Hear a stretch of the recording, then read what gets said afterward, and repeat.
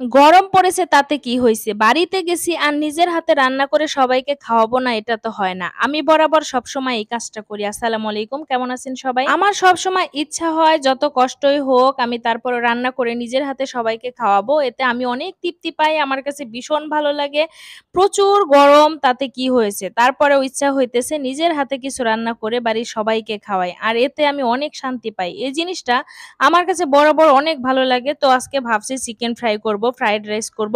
আর সাথে হলো ভেজিটেবল রান্না করব। আমি এখানে কিন্তু প্রচুর পরিমাণ গরমের মধ্যেও রান্নাটা করেছি। এই যে দেখেই কিন্তু বোঝা যাচ্ছে আমার গায়ের কালারটাই চেঞ্জ হয়ে গেছে। এত পরিমাণ মুখ লাল হয়ে গেছে গরমে।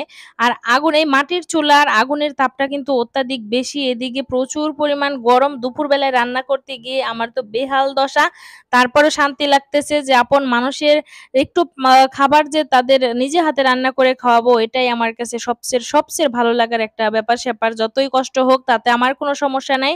তারপর আমি রান্না করে সবাইকে যে খাওয়াবো এটা আমার কাছে অনেক বড় পাওয়া। আমি বাড়িতে গেলে সবসময় চেষ্টা করি নিজে বাজার করে তারপর রান্না করে সবাইকে খাওয়াবো। আমার কাছে ভালো লাগে। যাই হোক এখানে প্রায় ৩০ থেকে ৪০ পিসের মতো এখানে চিকেন ফ্রাই করে নিচ্ছি। কারণ হলো যেহেতু ফ্রাইড রাইস রান্না করব আর বোনের বাড়িও আছে পাশে আর ওদের রেখে আমরা কখনোই খাই না যখনই বাড়িতে যাই। যখন একটু আয়োজন হবে তখন ওদেরকে নিয়েই খাই। ওদের পরিবারের সবাই আসে আমাদের বাড়িতে, সবাই মিলেমিশে খাই। এজন্য মানে চাইলেই ছোটখাটো একটু আয়োজন করা যায় না যে নিজের ফ্যামিলিতে ৪-৫ জন আছি সবাই খাই তা না। বোনের বাড়ির সবাইকে নিয়েই খেতে হয়। আর যেহেতু আমি অনেকদিন পর যাই এইজন্য ওদের সাথে করে নিয়েই খাই। আমার কাছেও ভালো লাগে।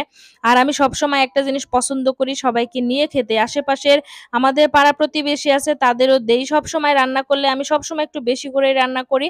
আশেপাশের সবাইকে মা খাবারগুলি দেয়।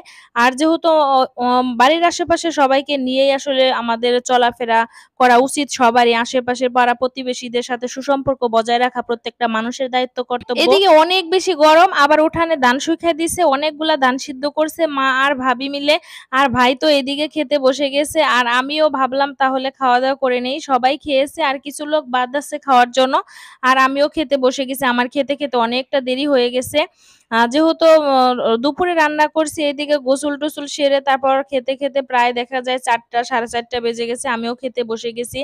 আর এখানে দেখা গেছে ভেজিটেবল যে চাইনিজ ভেজিটেবলটা রান্না করছি ওরা অনেকে পছন্দ করছে, অনেকে পছন্দ করে নাই। কারণ তারা নাকি হলুদ দিলে পছন্দ করে। আসলে এটাই তো আসলে হলুদ দেয়া যাবে না, ওরা জানে না। যাই হোক সবার পছন্দ এক না। কিন্তু সবাই অনেক মজা করে খেয়েছে, বলছে অনেক মজা হইছে, অনেক সুস্বাদু হইছে খাবারটা। আমার কাছেও কিন্তু ভীষণ ভালো লাগছে খেতে। আমার কাছে সত্যি খুবই ভালো লাগছে। আর বিশেষ করে বাড়ির সবাই খেয়ে খুবই প্রশংসা করছে। এটা আমার কাছে অনেক বড় পাওয়া। যেহেতু রোদের মধ্যে এত কষ্ট করে রান্না করছি। আর সবাই খেয়ে প্রশংসা করছে এটাই আমার কাছে আসলে ভালো লাগার একটা ব্যাপার-স্যাপার। যতই কষ্ট হোক যখন খাবারটা সবাই খেয়েছে তখন আমার আসলে এই কষ্টটা কিছু মনে হয় নাই। যাই হোক আমার ভিডিওটি যদি ভালো লাগে অবশ্যই লাইক, কমেন্ট, শেয়ার করে পাশেই থাকবেন। আমি আবার নতুন কোনো ভিডিও নিয়ে চলে আসবো। সবাই ভালো থাকবেন, সুস্থ থাকবেন। আর এখানে কিন্তু দেখেন আমি কিন্তু গা গোসল দিয়েই খেতে বসে গেছি। আর সবাই মিলে যেহেতু খাচ্ছি খুবই সুন্দর একটা মুহূর্ত পার করতেছি এখানে। আমার কাছে তো খুবই ভালো লাগে যখনই আপনজনের সাথে সময়টা কাটাই। তখন আমার কাছে ভীষণ ভালো লাগে এই মুহূর্তগুলি সত্যি।